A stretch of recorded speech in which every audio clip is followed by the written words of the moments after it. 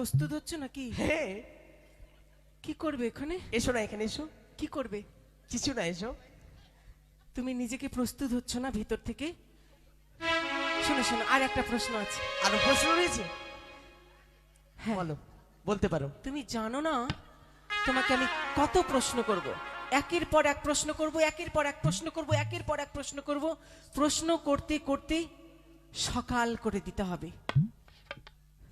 যতই প্রশ্ন করো তুমি, কিন্তু তোমাকে আমি ছেড়ে দিচ্ছি না। চলো পালঙ্কে চলো। আমের আচার করবে নাকি? এই শোনো, তুমি ভালো পণ্ডিত, আমি ভালো জানি। জবা ফুলের জন্ম কোথায় বলো দেখি শুনি।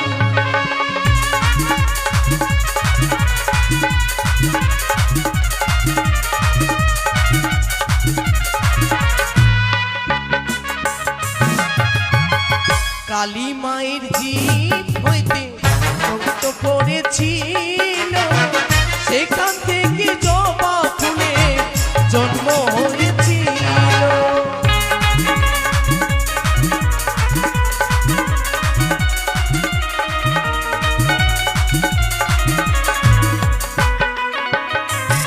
শোনো বেহুলা, কালী মায়ের জিভ হইতে ভূমিতে রক্ত পড়েছিল, সেখান থেকে জবা ফুলের জন্ম হয়েছিল। তাই তো তোমার প্রশ্নের উত্তর দিয়েছি। তবে এসো, আমার কাছে এসো, আমায় জড়িয়ে ধরো। না, তোমারই প্রশ্নের উত্তর দিলাম ও গোপিয়ে, আলিঙ্গন দেহ পিয়ে পালঙ্কের উপরে। সব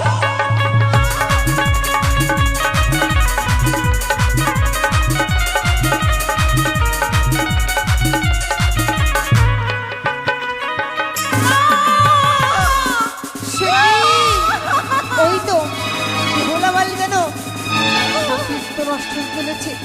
বিলম্ব না করে কাম বাম হরণ করে উদাবার করিলাম।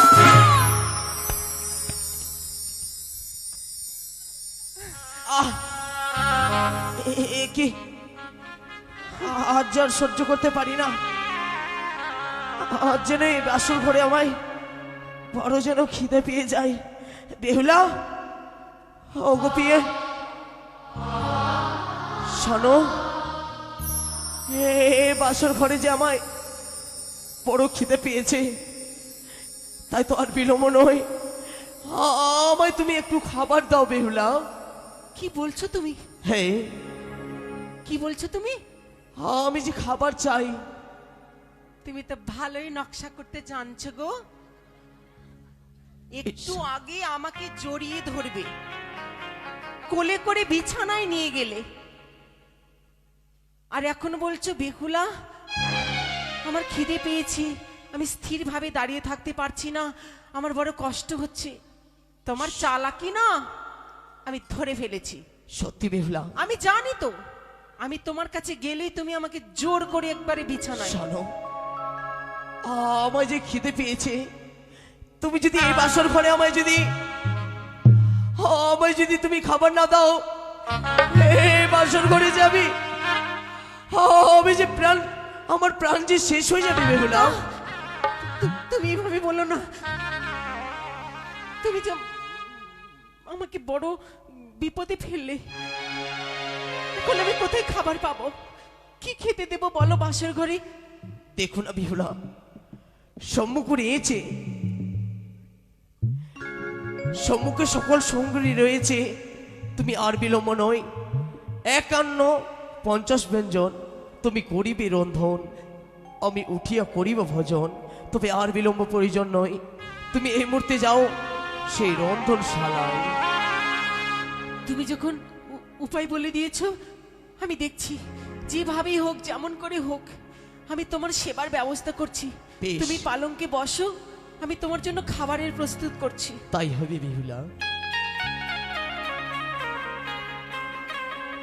ওই আমি রন্ধন করি লোহার বাসরে,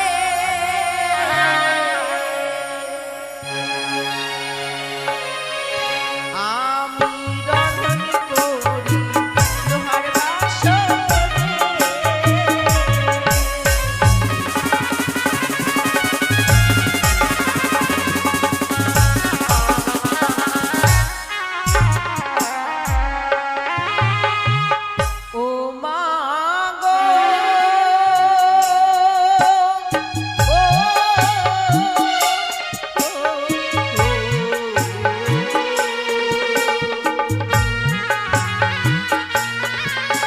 আমি রন্ধন করি লোহার বাসরে।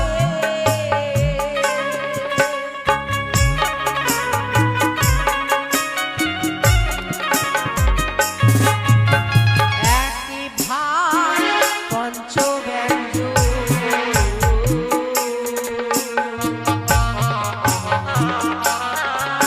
আমি করিলাম রন্ধন।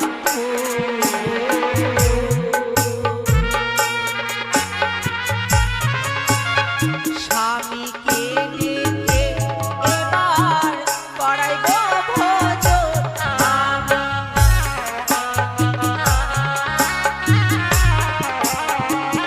ওই আমি রন্ধন করিলাম লোহার বাসরে।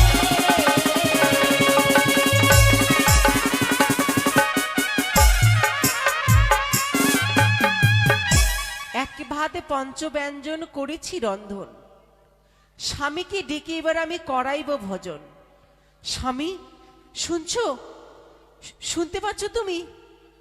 সে কি, স্বামী দেবতা রন্ধন করতে বিলম্ব হয়েছে বলে ঘুমিয়ে পড়েছে।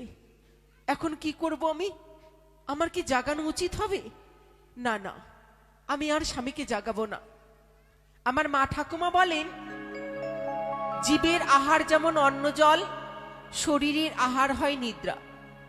স্বামী দেবতা আমার নিদ্রা সেবা করছে, এই সেবা থেকে আমি বঞ্চিত করব না। নিদ্রা সেবা হলেই স্বামীকে আমি অন্ন সেবা দেব। ততক্ষণ স্বামীর পাশে আমাকে সজাগ থাকতে হবে, জেগে থাকতে হবে, যেন কোনো বিপদেই